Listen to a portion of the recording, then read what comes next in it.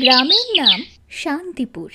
এই গ্রামে এক ভাতের হোটেল ছিল, যেখানে মানুষজন নিশ্চিন্তে দুপুরে তাদের খাবার খেতে পারত। এই হোটেলের মালিকের নাম ছিল ভবেশ, এবং হোটেলে রান্না বান্না করে যিনি মানুষজনের মন জেতেন উনি হল সুরেশ। ভবেশ হোটেলের মালিক হলেও কাস্টমারদের সাথে তার ব্যবহার মোটেও ভালো ছিল না। কাস্টমাররা কেবলমাত্র সুরেশের তৈরি করা খাবারের স্বাদ উপভোগ করতে এখানে আসতো। কই গো সুরেশদা, তোমার মাংস রান্না হলো? খিদের জ্বালায় যে আমার পেটে নাড়ি ভুড়ি বেরিয়ে পড়ছে, আর যে থাকা যাচ্ছে না। আমায় শিগগিরই 1 প্লেট চিকেন ভাত দাও তো দেখি। হ্যাঁ বাবু, রান্না করা প্রায় শেষের পথে। তুমি চেয়ারে গিয়ে বসো, আমি এখনই তোমায় মাংস ভাত দিয়ে আসছি। হ্যাঁ হ্যাঁ, আমি সে না হয় চেয়ারে গিয়ে বসছি, কিন্তু ভবেশদা কই? হোটেলে তো দেখতে পাচ্ছি না ওনাকে। হ্যাঁ, উনি হোটেল ছেড়ে কিছু সময় হলো বাজারের দিকে গিয়েছেন, বাজার হাট করতে। সুরেশদা, তাহলে তো বুঝলে, তুমি তাহলে আর দেরি করো না, আমায় শিগগিরই খাবার দাও। আমি তাহলে আজ বেশ বসে আনন্দ করে তোমার তৈরি করা খাবার খাবো জমিয়ে। সুরেশকে এই কথা বলে তারপর কাস্টমার চেয়ারে গিয়ে বসে পড়ে, এবং সুরেশও সঙ্গে সঙ্গে কাস্টমারকে চিকেন ভাত পরিবেশন করে দেয়। ঠিক এমন সময় ভবেশ হোটেলে হাজির হয়, আর এদিকে কাস্টমার আনন্দে মাংস ভাতের মজা নিতে থাকে। এই সুরেশ, কাস্টমার তো খাবার খাচ্ছে, তুই কাস্টমারের পাশে দাঁড়িয়ে কাস্টমারকে কি বাতাস দিচ্ছিস নাকি? তুই শিগগিরই হোটেলের পেছনে যা, গিয়ে সমস্ত বাসনপত্রগুলো পরিষ্কার কর। এরপর সুরেশ চলে যায় হোটেলের পেছনে বাসনপত্র পরিষ্কার করতে। ভবেশদা, আমি 1 প্লেট মাংস আর ভাত খেয়েছি, আমার তাহলে কত টাকা হয়েছে? ও, তোমার হয়েছে মোট 100 টাকা। ঠিক আছে ভবেশদা, এই যে টাকাটা নাও। দেখতে দেখতে একের পর একজন লোক ভবেশের হোটেলের দিকে আসতে থাকে সুরেশের হাতে রান্না করা দুপুরের খাবার খেতে। ঠিক বিকেলের সময় যখন হোটেলের বেচা কেনা শেষ, ঠিক তখনই ভবেশদা, আমার এ মাসের মাইনের টাকাটা দিলে খুব ভালো হতো। তোদের শুধু টাকা আর টাকা, টাকা ছাড়া কি তোদের আর কিছু নেই? এ মাসের মাইনের টাকাটা পরের মাসে নিয়ে নিবি, এখন এখান থেকে তুই যা। কিন্তু পরের মাস বলে বলে দাদা, আমার পুরো 5 মাসের টাকাটা বাকি রয়েছে। আচ্ছা তুই বলতো, তোর টাকা পয়সা কি হবে? ধার দেনা করে তোদের সংসার তো চলে যাচ্ছে, এক সময় তো তুই খেতেই পেতিস না। রান্না বান্না কোন রকম একটু জানিস বলে তাই বাধ্য হয়ে আমি তোকে কাজে রেখেছি। কিন্তু তা বলে দাদা, সারা মাস কাজকর্ম করে মাসের শেষে সামান্য অর্থটুকু পাবো না? তুই বেশি কথা বলিস না, বেশি কথা বলিস না। ওই যে কড়ায় যে পরিমাণ মাংসটা আছে না, ওগুলো নিয়ে তুই এবার বিদেয় হ দেখি।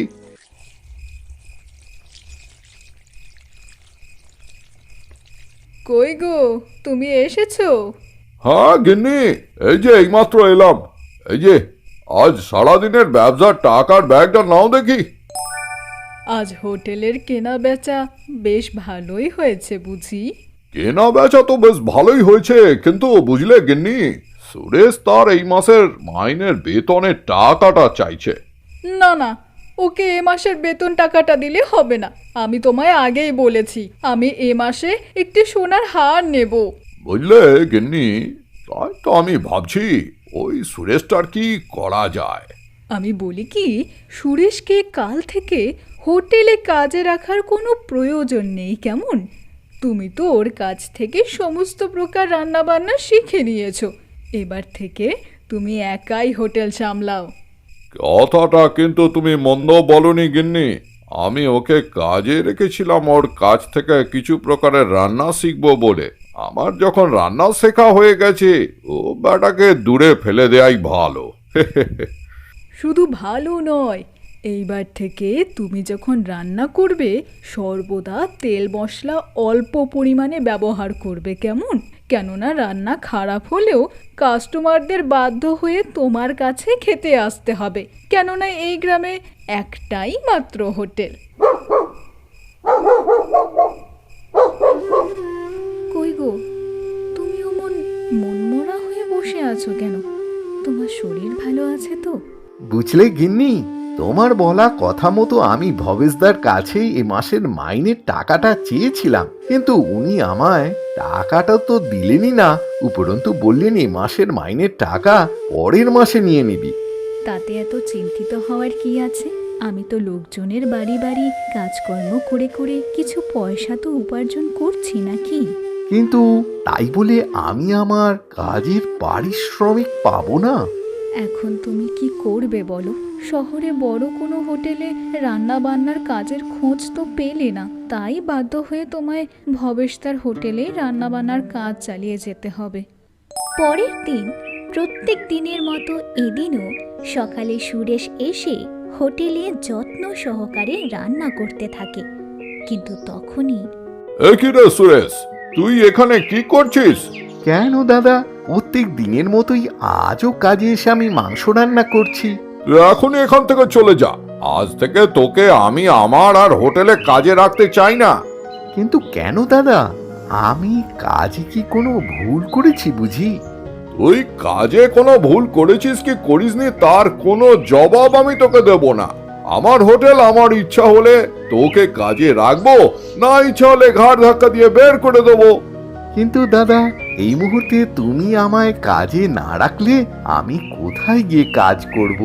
তুই কোথায় গিয়ে কাজ করবি তা আমার দেখার বিষয় নয়। শিগগিরই আমার চোখের সামনে থেকে তুই সরে যা, নইলে লোকজন জড়ো করে মারতে মারতে তোকে এইখান থেকে বের করে দেবো, বলে দিচ্ছি। সে না হয় আমি চলে যাচ্ছি, কিন্তু দাদা, আমার 5 মাসের বকেয়া টাকাটা? তুই কেমন করে ভাবলি তোকে ওই টাকা আমি দেব? প্রত্যেকদিন হোটেলে পড়ে থাকা কম বেশি খাবার তুই বাড়ি নিয়ে যাস, তার হিসেব অনুযায়ী তুই আর কোনো রকম কোনো টাকা পাবি না আমার থেকে।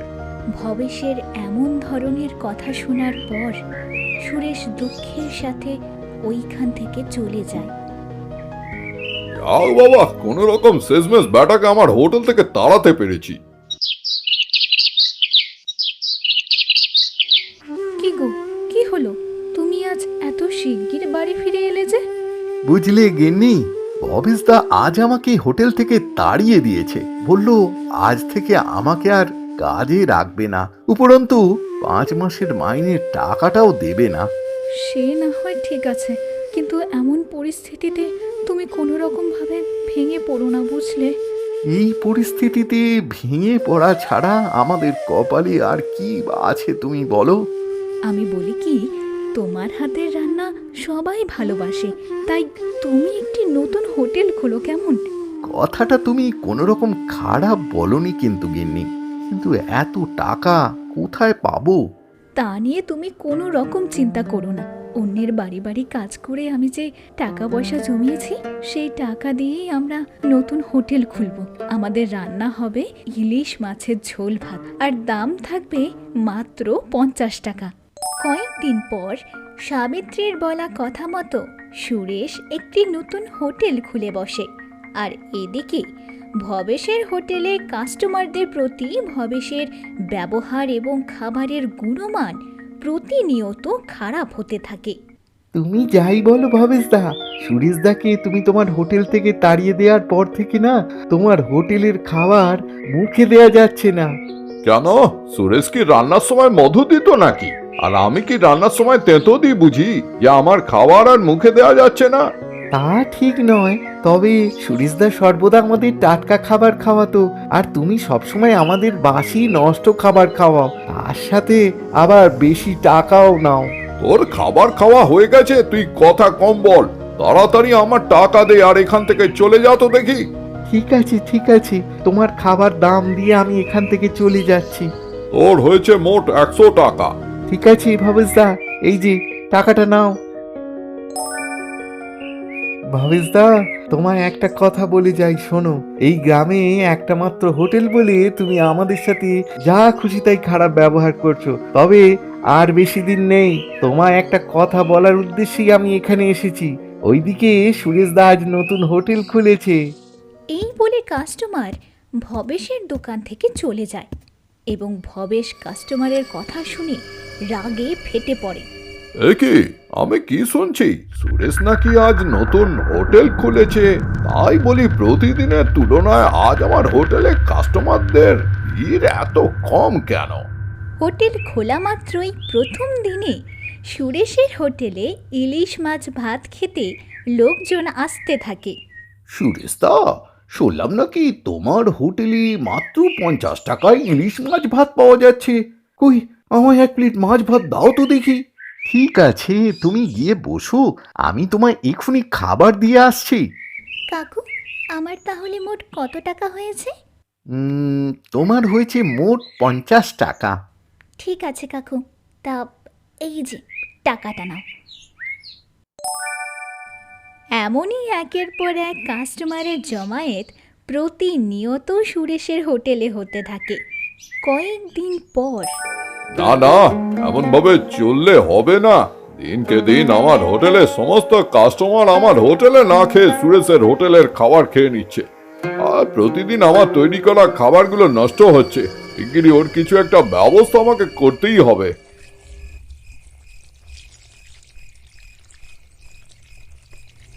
কই গো, আজ তোমাকে প্রচন্ড আনন্দিত আনন্দিত লাগছে।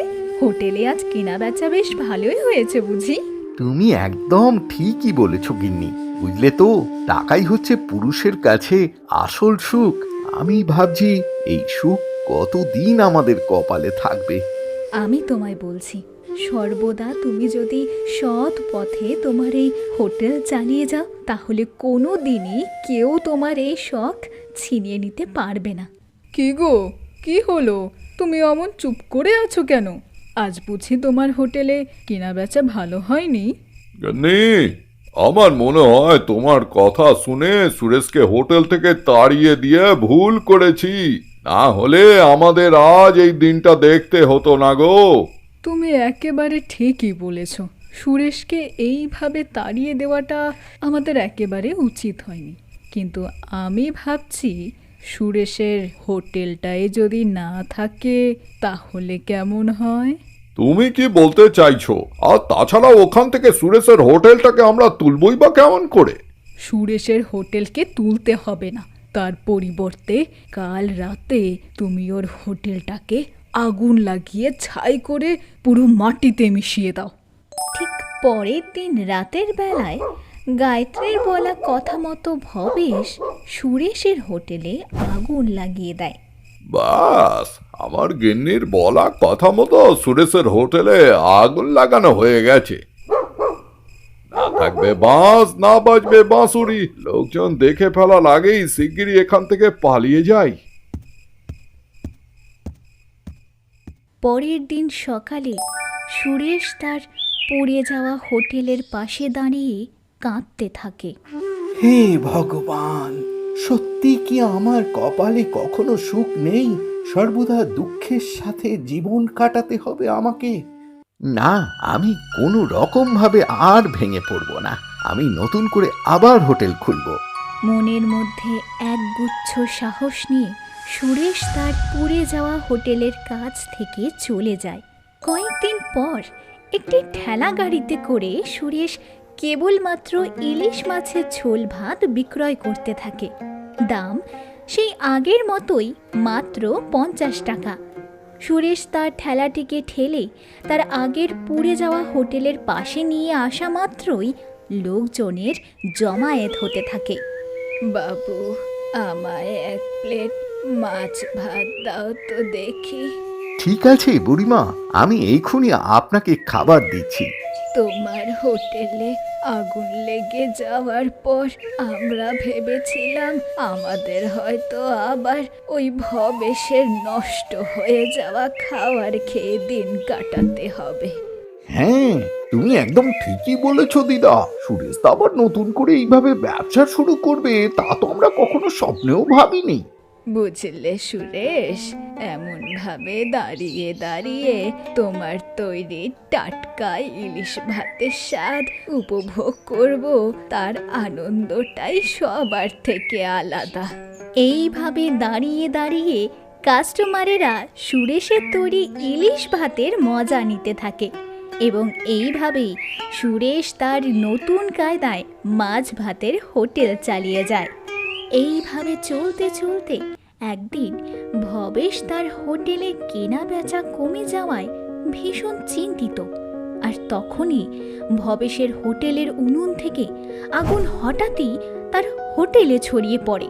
আগুন, আগুন, আমার হোটেলে আগুন লেগে গেছে, বাঁচাও, বাঁচাও আমায়। এই বলে ভবেশ তার হোটেল ছেড়ে শেষমেশ কোনো রকম দৌড়ে পালিয়ে যায়।